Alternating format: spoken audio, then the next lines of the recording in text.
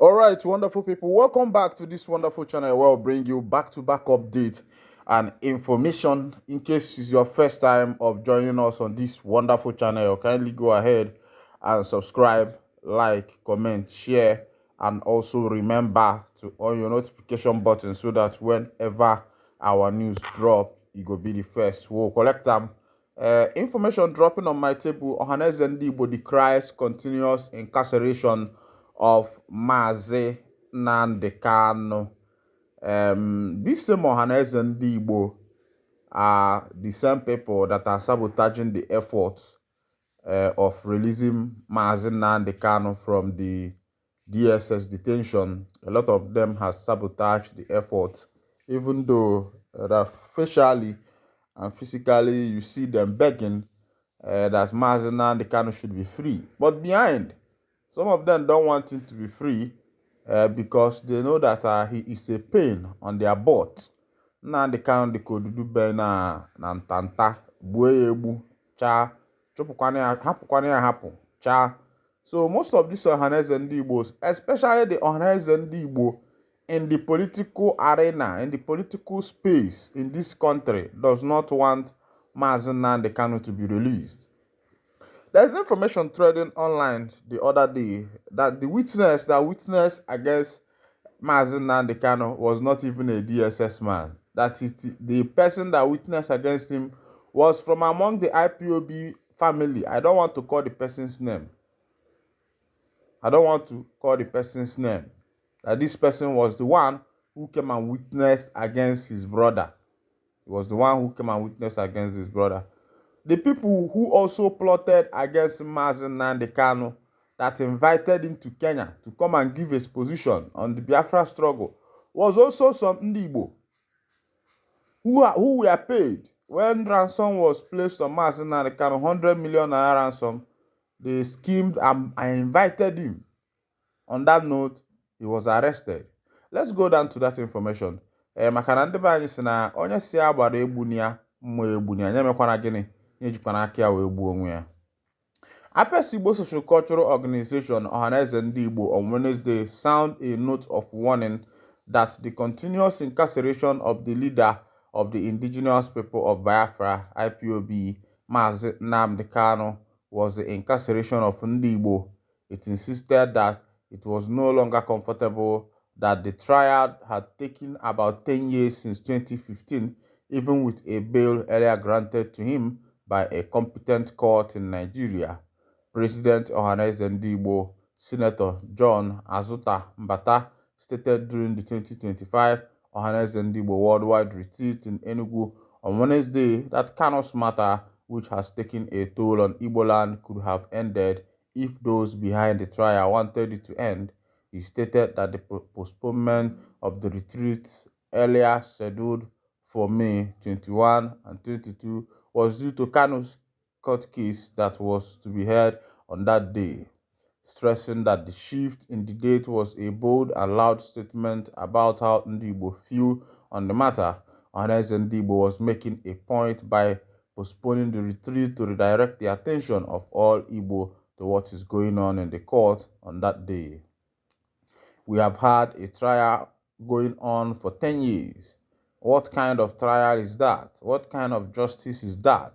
Let everybody bear it in mind that as Kanu is being incarcerated, even with a bail granted by a competent court, it is the entire Igbo that is being incarcerated. There are many prerogatives that are available to the government. The continuous delay in this trial is not acceptable to Ndigbo. As we proceed to the next election, let us put the interests of our peoples first, he stated. He said that the retreat with the theme Rebuilding Our Foundation was deliberate and a way to call attention to the dying values and characters of Ndigbo. Anglican Bishop of Enugu Diocese, Right Reverend Samuel Ike, had earlier charged Ohanezendigbo leadership to restructure the funding mechanism so as not to be strangulated by the government in power as a way of rebuilding Igbo land. You must restructure our core values as in the days of old. We must by all means seek to go back to our core values, uphold justice, and meet our punishment where necessary. We must pursue justice and ensure that we eliminate influence from money beggars. We must return to integrity, dignity. We have beggars who have no address. There is a need to restructure our youth to refrain from idolatry and fetish businesses or the other. We must, by God's grace, root out the thinking that money is the ultimate. Human feeling is gone because of idolatry. We must recover all. Let's rebuild our foundation to what is right. We must poise to think our day of Thanksgiving for Igbo with the episode of January 15, 1966. We must return to education because education makes a nation and we make Igbo. Let's get our young men and women back to school. With the power of unity, we are rebuilding communal thinking, and the power of one voice, we must return to our power of unity, Bishop Ike said. All right, we said from Bishop Ike, the bishop of Enugu State and Catholic Church. I want to touch a little bit on what the bishop has said. Recently, there has been a revival of people returning to idolatry. You know, this quote of going back to our root. Let's go back to our root. And a lot of people have forgotten so fast, how bounded we were in those days when our forefathers were bent on worshiping those idols. It was in the days where twins were killed. It was in the days where human sacrifice were paramount. It was in the days where people are being used, where people are exterminated. Some people were known as Osu, some people were known as Ohu, some people were known as different kinds of things. And it was in a day where some people were disassociated from the activities of the community because of idolatry and the beliefs of idol worship and the things that follows them. And recently, there has been a revival in our community, in our cities, in our Igbo in general, where people have determined that they want to go back to their origin. They want to go back to what their fathers did. Forgetting that today, a lot of families are suffering because of what their fathers did, what their forefathers did. Is it that these people, their forefathers killed somebody or something like that, or they buried somebody, or they sold somebody? And these people now, they have not thought of this, that this revival will also generate a bondage for the upcoming generation, because the upcoming generation might come up and tell you that these things are dirty things and they don't want to go back to it. Now, why are you creating a problem that your children will not be able to solve? And this revival of going back to idolatry started from the issue of Yahoo Yahoo. When boys started doing Yahoo and started going to native doctors, today a lot of Ndi Igbo are into Yahoo business. A lot of Igbo youth who are supposed to be in school, who are supposed to value their academics. Now, there is no value to justice. There is no value to equity. There is no value to integrity now.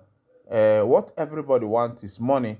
And our parents, most parents have done their children very bad because the parents have refused to advise their children in the right path. Now, what everybody is waiting for is let my child make the money. Go boutique.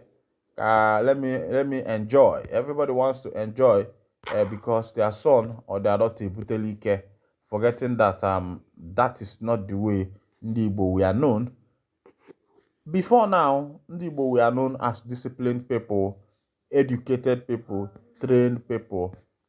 Before the 1967 to 1970 Biafra Civil War, before the 1966 coup that also resulted to pogrom, Ndi Igbo were at the head of affairs of governmental offices in Nigeria. They were at the head of affairs of the governmental offices in Nigeria because Ndi Igbo were educated people. Even up till now, they are educated, but the current generation are not encouraged at all. They have left education, they have left academics, The focus now is just on money. Make the money, cash the bag, and become the talk of the town, which is against, this is not the culture that we used to know Ndigbo for. Alright, this is where I'll be winding down the curtain on this morning edition. And if this is your first time of joining us, kindly go ahead and subscribe, like, comment, share. Thank you for listening. God bless you.